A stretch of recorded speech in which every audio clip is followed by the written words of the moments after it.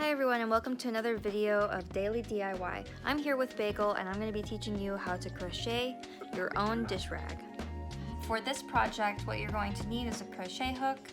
I have one that's a 5mm crochet hook, however any size that you want, preferably a smaller crochet hook, but it depends on the kind of yarn you use. I'm just using some t-shirt yarn that I had left over from another project. Before I begin, I want to go over some sustainable yarn options you have. So you can find stuff with certifications for GOTS, which is a global organic textile standard certification. It's an international certification that makes sure that the yarn that you're receiving is organic and fair trade.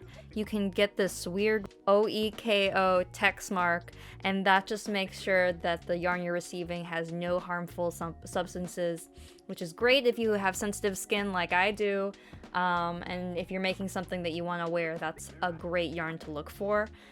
Look for recycled yarns as well, but make sure that the company isn't greenwashing. This is an issue with anything when you're looking for sustainable products. There are also some plant-based yarns that aren't made from cotton, such as eucalyptus yarn, and also, of course, organic wool and fair trade wool are great options as well. And if you don't want to buy things online, or you don't have a lot of options around you, just go and support your local art store. You know, it's better than buying something off of Amazon. Oh, and make sure that you use your leftover yarn before you get more, unless you want it to be a specific color, but really these dish rags don't have to be a specific color. They can be a mishmash. So yeah. I'm left-handed, so you right-handers are going to have to live in the shoes of a left-hander for a day as I teach you how to crochet being left-handed.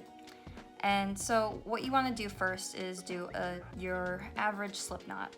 So to do that, I usually wrap the yarn around my finger and put the end yarn over the yarn I have on my finger, and then tuck it under.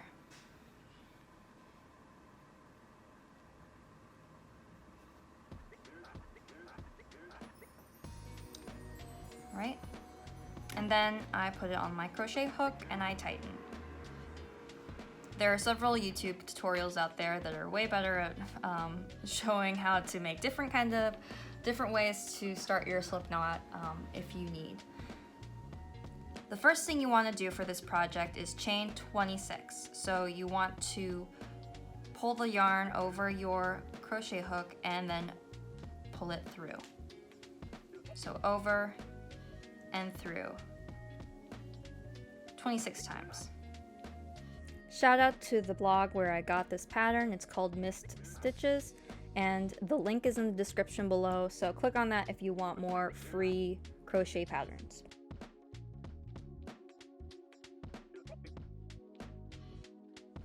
After you've completed your chain of 26, you want to start a foundation row with single crochet. So what you want to do is you want to skip the first chain right here and go into the second one.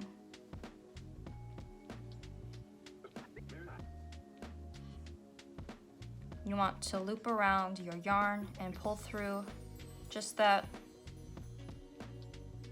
first one. And then you want to wrap around and pull through two. That's how you do a single crochet. So go in, loop around, through, loop around, through both of those links. And then you just want to do that to every stitch until the end of the row.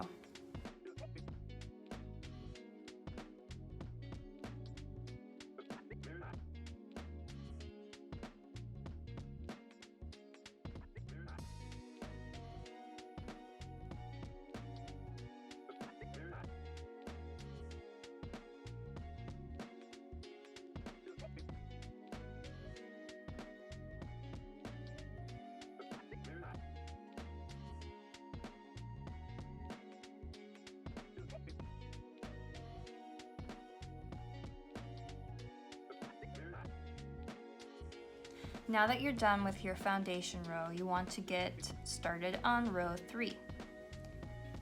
And so you want to skip the next stitch, just like you did the first time, and go into the second stitch and do a single crochet. After doing your single crochet, you want to chain 1, and then instead of going into the next stitch, you want to skip it and go into the one after.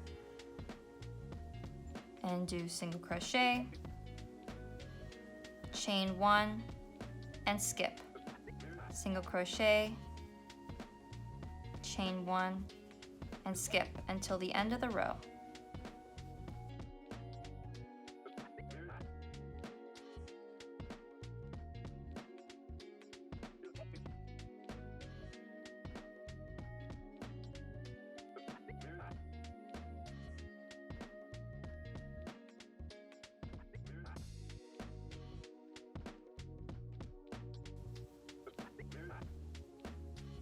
At the end of the row, again, you want to chain 1 and turn. To start row 4, you want to single crochet again into the second stitch. And then you want to double crochet into that missed stitch like hole that you chained.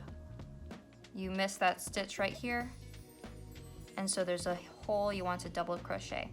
So to double crochet, you want to put your yarn over your crochet hook, go through. Again, you want to pull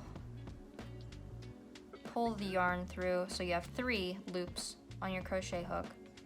You want to yarn over again, and you want to pull through 2 loops, yarn over, and pull through the next 2. The next one, since that's a single crochet, you want to go and just do your single crochet in. Next one is double crochet. So it goes from single crochet to double crochet all throughout the row.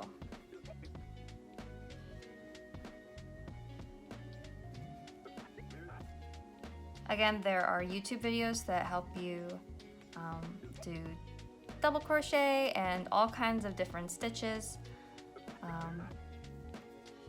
Would recommend. I got back into crocheting because of quarantine. I had done it with my grandma when I was younger, and it's a great pastime. It's really something fun to do when you're just on Zoom and you're just listening to lectures.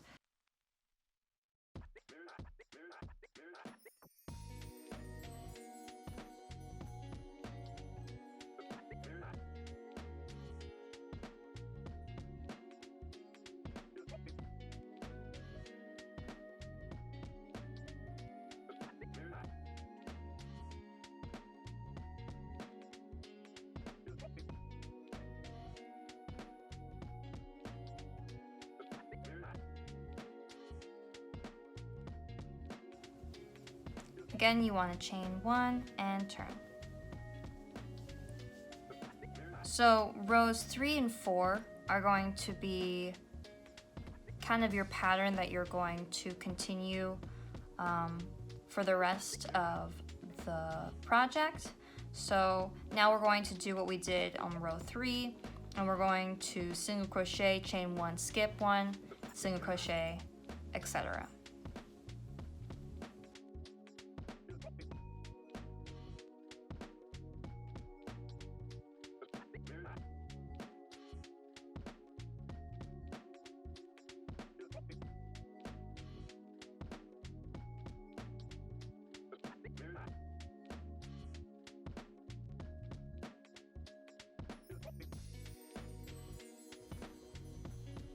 Again, chain 1 and turn.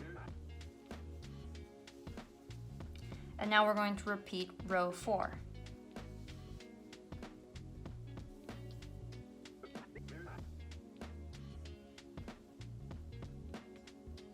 So you're going to do your single crochet,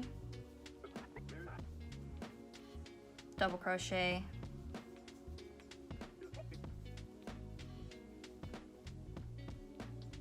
single crochet, double crochet, etc.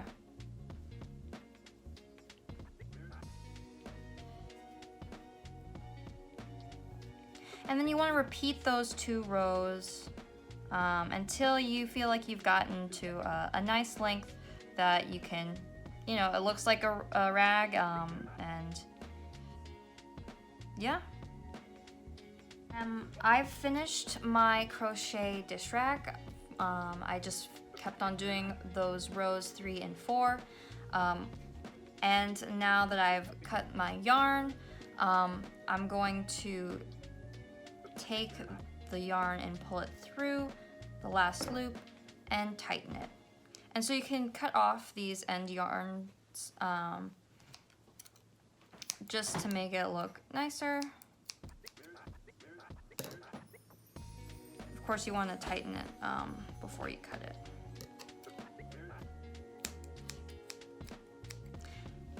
And there you have it, your own dish rack.